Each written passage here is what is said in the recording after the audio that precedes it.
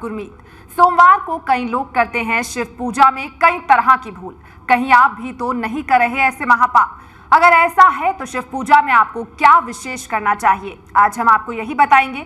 इतना ही नहीं, धार्मिक परंपरा में कलश की क्या खास महत्वता है, ये भी आज आपको खास कार्यक्रम में बताएंगे। और आपकी किस्मत कैसे कलश चमका सकता है, इन सब के लिए सीधे आपको लेकर चलेंगे वरिष्ठ ज्योतिषाचार्य पंडित वैभवनाथ शर्मा और डॉक्टर सपना श्री के पास, और जाते जाते आपको दर्शन करवाएंगे खास ज्योतिर्लिंग के। तो आइए शुरुआत करते हैं हमारे खास कार्यक्रम धर्म चक्र की।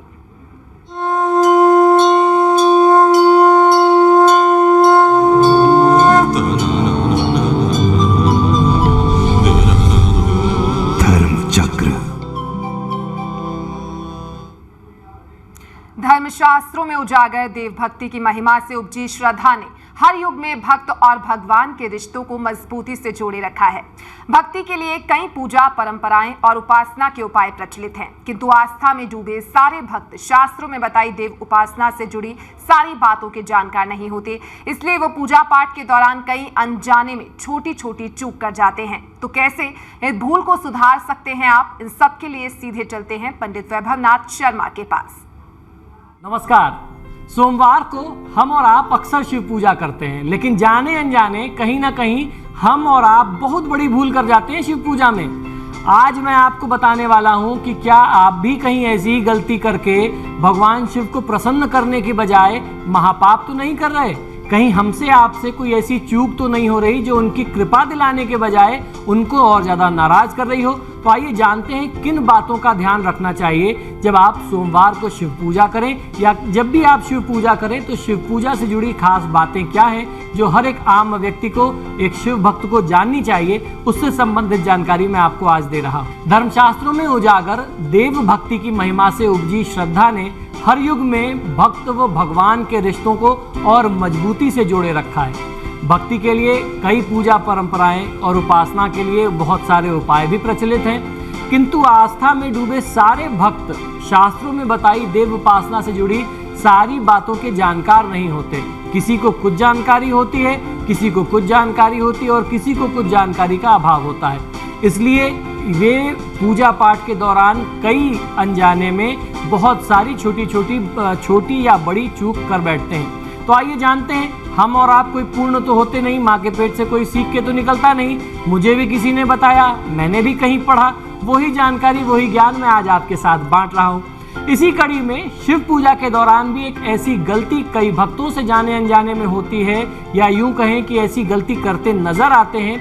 हालांकि शिव जो है, भगवान शिव जो है, वह भक्त वत्सल हैं और पूजा का पूरा पुण्य भी अपने भक्तों को वो जरूर देते हैं, लेकिन हर शिव भक्त को भक्ति की मर्यादा का ध्यान अवश्य रखना चाहिए। इसीलिए आज हम लोग जानेंगे कि शिव पूजा में ध्यान रखने की कौन कौन से योग ऐसी परम आवश्यक बातें हैं जिनको हर व्यक्ति को ध्यान रखना चाहिए, जिसके मन में थोड़ी सी भी भगवान शिव के प्रति आस्था है और वह उनकी पूजा में विश्वास रखता है।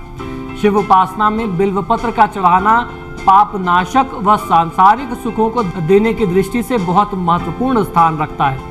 खासकर शिव भक्ति के दिन जैसे सोमवार को बिल्वपत्र का अर्पण किया जाना, बिल्वपत्र चढ़ाना हर प्रकार के मनोरथ की सिद्धि का बहुत ही सर्वश्रेष्ठ उपाय हमारे धर्मशास्त्रों में बताया गया है। शास्त्रों में शिव उपासना की नियत मर्यादाओं की कड़ी में बिल्वपत्र चढ़ाने से जुड़ी कुछ खास बातें आज मैं आपको उजागर कर रहा हूं, या इनको कुछ खास रहस्य भी कहा जाता है। ये रहस्य इसलिए मैं कह रहा हूं क्योंकि हम और आप इन रहस्य से अब तक अनजाने थे और इसी वजह से हमारी पूजा का पूरा फल हमें नहीं मिल रहा था। इन नियमों में बिल्वपत्रों को कुछ खास दिनों पर ही तोड़ना व बिल्वपत्र न होने पर शिव पूजा के खास तरीके मैं आपको बताऊंगा। हिंदू पंचांग के अनुसार ये दिन शिव भक्ति या गणेश उपासना के लिए खास दिन माने गए हैं। बिल्व वृक्ष में शिव व शक्ति स्वरूपा देवी लक्ष्मी का वास माना गया है और शिव शक्ति एक दूसरे के बिना अधूरे माने गए हैं। श्री गणेश भी शिव शक्ति के पुत्र हैं, इसलिए आज बता रहा हूं कि जाने अनजाने में भी कुछ विशेष तिथियों में बिल्वपत्र न तोड़कर शिव पूजा दोष से बचना चाहिए। शास्त्रों के अनुसार इन विशेष तिथियों में या इन विशेष दिनों में बिल्वपत्र नहीं तोड़ना चाहिए। ये कौन सी तिथियां हैं, आइए जानते हैं। ये तिथि है चतुर्थी। ये चतुर्थी तिथि जो है वो भगवान गणेश की तिथि होती है। अष्टमी और नवमी तिथि, अष्टमी और नवमी जो है वह देवी की तिथि है, जिससे हम शक्ति के नाम से जिनकी चर्चा कर रहे हैं, देवी का स्वरूप है। प्रदोष और चतुर्दशी की जो तिथि है, अमावस्या की जो तिथि है, इसके स्वामी होते हैं महादेव शिव। और उसके साथ संक्रांति, जब सूर्य अपनी एक राशि से निकल करके दूसरी राशि में जाता है, तो संक्रांति की तिथि में, उसके अलावा सोमवार के दिन में भी बेलपत्र नहीं तोड़ना चाहिए। संक्रांति, क्योंकि हम लोगों ने पहले भी चर्चा कर चुके हैं कि सूर्य देवता जो है वह शिव का ही स्वरूप माने गए हैं, और सोमवार का जो दिन होता है वह शिव पूजा का, शिव भक्ति का विशेष दिन होता है। तो इन खास तिथियों में बेलपत्र तोड़ने से बचना चाहिए।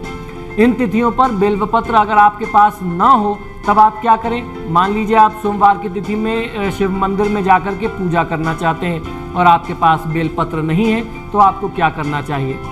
क्योंकि बिल्वपत्र शिव पूजा का एक बहुत ही अभिन्न अंग है और बहुत ही सशक्त माध्यम है, इसलिए इन दिनों में बिल्वपत्र न तोड़ने के नियम के कारण बिल्वपत्र न होने पर आप नए बिल्वपत्र की जगह पुराने बिल्वपत्र को ही जल से शुद्ध करके, पवित्र करके महादेव शिव के ऊपर आप अर्पित कर सकते हैं, उन्हें चढ़ा सकते हैं। और इन तिथियों से पहले आप बिल्वपत्र तोड़ करके अपनी पूजा के लिए व्यवस्था कर सकते हैं। तो बहुत अच्छा सा साधन है। मान लीजिए आपका नियम है कि आपको सोमवार को महादेव शिव की पूजा करनी है, मंदिर जाना है या घर के मंदिर में बेलपत्र चढ़ाना है, और आप सोमवार को बेलपत्र नहीं तोड़ सकते, तो आप रविवार को तोड़ करके अपने पास उसको किसी गीले कपड़े में, सूती कपड़े में लपेट के रख दीजिए, जिससे वो सूखेगा भी नहीं और आपकी पूजा के लिए वो उपलब्ध भी हो जाएगा।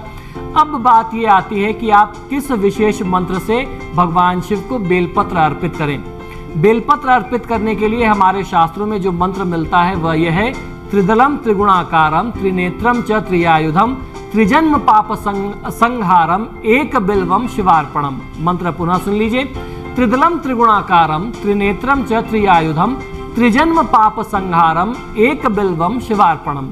3 दलों का जो एक बेल का पत्र होता है, यह त्रिगुणों से परिपूर्ण होता है, 3 गुणों से परिपूर्ण होता है, और अगर आप इन्हें अर्पित करते हैं महादेव के ऊपर, एक बेल पत्र को अर्पित करने से आपके 3 जन्म के जो भी संचित पाप हैं उनको ये नाश कर देता है, उनकी ये समाप्ति करता है। तो समझ लीजिए कि कितना ज़्यादा महात्मा हमारे धर्मशास्त्रों में बेल पत्र अर्पित करने का बताया गया है। साथ ही आपको बताऊं, बेल औषधीय गुणों से परिपूर्ण होता है। जब भी आप भगवान शिव के ऊपर, महादेव के ऊपर बेलपत्र अर्पित करते हैं, तो कम से कम 3 पत्ते वाला एक बेलपत्र आपको उठा करके मस्तक से लगा करके भगवान शिव का ध्यान करके उसको पान की तरह चबा करके आप खा लीजिए। बेल को हमारे धर्म ज्योतिष शास्त्रों में या आयुर्वेद से जुड़े हुए ग्रंथों में कहा गया है कि ये पेट से संबंधित सभी समस्याओं, रोगों और व्याधियों का नाश करता है और आपको अच्छा स्वास्थ्य देता है। तो महादेव की पूजा करके उनके प्रसाद स्वरूप आप बिल्वपत्र को ग्रहण करें, आपको लाभ मिलेगा, आप निरोगी भी रहेंगे, महादेव की कृपा भी आप पर रहेगी। एक बात बेलपत्र अर्पित करने में आपको ध्यान ये रखनी चाहिए कि बेलपत्र में जो पीछे डंडी होती है वह जहाँ तक संभव हो आपको तोड़ देनी चाहिए। अगर आप बेलपत्र को डंडी के साथ महादेव शिव के ऊपर चढ़ाते हैं तो यूँ समझ लीजिए कि वह डंडी जो है, हमारे यहाँ शिव पुराण में कहा जाता है कि वह डंडी के साथ अगर बेलपत्र किसी ने चढ़ाया तो वो भगवान शिव के सिर पर वज्र के प्रहार समान होता है, यानी आपने उनके सर पर वज्र से चोट कर दी, उनको मार दिया। तो आपको इस पाप से बचना चाहिए। जहाँ तक संभव हो बेलपत्र की डंडी तोड़ करके आप बेलपत्र अर्पित करें, महादेव की कृपा आपके साथ निरंतर बनी रहेगी। ये तो बात रही बेलपत्र को चढ़ाने की। बेलपत्र के बहुत सारे प्रयोग हमारे धर्मशास्त्रों में बताए गए हैं, जिसका प्रयोग करके आप महादेव को प्रसन्न कर सकते हैं। और जैसा मैंने अभी आपको बताया कि बेल के वृक्ष में माँ लक्ष्मी का भी वास होता है, तो आप माँ लक्ष्मी की भी कृपा प्राप्त कर सकते हैं। बेल के पत्रों का विशेष परिस्थितियों में हवन किया जाता है। अब वह हवन कैसे और क्यों किया जाता है, आइए ये भी आपको बताता हूँ। ये भी एक बहुत बड़ा गूढ़ रहस्य है या गुप्त रहस्य भी इसे कह सकते हैं। हर व्यक्ति नहीं जानता कि बेल के पत्ती से कब अभिषेक करना चाहिए या कब उससे हवन करना चाहिए। बेल पत्र से यदि आप महादेव को प्रसन्न करना चाहते हैं तो आप अगर हवन करते हैं, बेल के पत्तों को ले लीजिए और उसको देसी घी में डुबो करके आप उससे हवन करें। आप आम की लकड़ी की, आम की समिधा को जला करके हवन की अग्नि प्रज्वलित कर लें और महादेव का ध्यान करके आप बेल के पत्रों से हवन करें। बेल के पत्रों से हवन करने से आपके दुख और दारिद्र्य दूर होते हैं। ये महादेव को प्रसन्न करने का बहुत ही अचूक उपाय माना जाता है। उसके साथ साथ अगर आप माँ लक्ष्मी की कृपा चाहते हैं, माँ लक्ष्मी की साधना करते हैं, सोमवार के दिन माँ लक्ष्मी की भी साधना की जाती है, तो आप सोमवार के दिन में ही बेल की पत्तियों का हवन माँ लक्ष्मी को प्रसन्न करने के लिए देसी घी में भिगो करके आप बेल के पत्तों की आहुति डालते हैं तो माँ लक्ष्मी की भी कृपा आपको मिलती है। साथ ही साथ सोमवार की तिथि में जब आप महादेव को प्रसन्न करने की प्रक्रिया कर रहे हो तो आपको वहीं बैठ करके शिव मंदिर में बैठ करके या अपने घर के पूजा स्थान में बैठ करके शिव पंचाक्षर मंत्र ओम नमः शिवाय का जाप कर लेना चाहिए या फिर महामृत्युंजय मंत्र का जाप कर लेना चाहिए।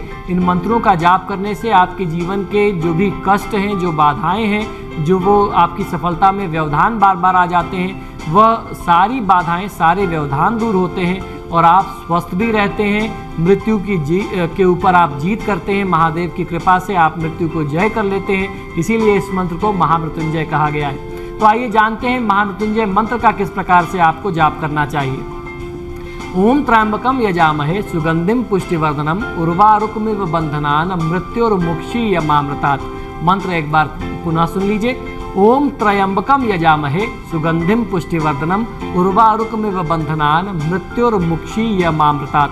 इस मंत्र का जाप करने से महादेव की कृपा आप पर बनती है, ना बल्कि सिर्फ महादेव की कृपा बनती है, माँ पराम्बा, माँ पार्वती की भी कृपा आपके ऊपर बनती है और उसके साथ साथ विघ्ननाशक भगवान श्री गणेश भी आपके ऊपर कृपा करते हैं जब आप महादेव की इन विभिन्न मंत्रों से पूजा आराधना करते हैं। सोमवार की तिथि में जिस व्यक्ति को आर्थिक समृद्धि पाने की लालसा हो उस व्यक्ति को कच्चे दूध में कुछ मीठा मिला करके शिवलिंग के ऊपर अभिषेक करना चाहिए और जिस प्रकार से बेलपत्र का आपको प्रयोग बताया, कम से कम 3 पत्तों वाला, 3 दलों वाला एक बेलपत्र भी यदि आप अर्पित करते हैं और आप ये अपना नियम बना लेते हैं कि आप हर सोमवार इस क्रम को करेंगे तो निश्चित तौर पर आपको सफलता मिलती है।